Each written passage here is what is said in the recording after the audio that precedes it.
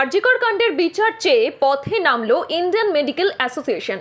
সিথির মোড় থেকে আলমবাজার কাশীপুর হয়ে বরানগর পর্যন্ত মিছিলে যোগ দিলেন চিকিৎসকরা। অন্যদিকে পাটুলি মোড় থেকে গাঙ্গুলি বাজার পর্যন্ত মিছিল করেন সাধারণ মানুষ থেকে শুরু করে ইউটিউবাররা।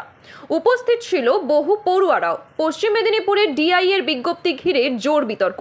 স্কুলের বাইরে রাজ্য সরকারের অনুষ্ঠান ছাড়া পড়ুয়াদের অংশগ্রহণ নয়। স্কুলের প্রধান শিক্ষকদের প্রয়োজনীয় পদক্ষেপের নির্দেশ।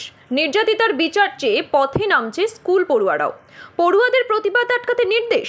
প্রশ্ন উঠছে প্রতিবাদী মহলে। আরজিকর কাণ্ডে প্রতিবাদ আটকানোর পরিকল্পনা?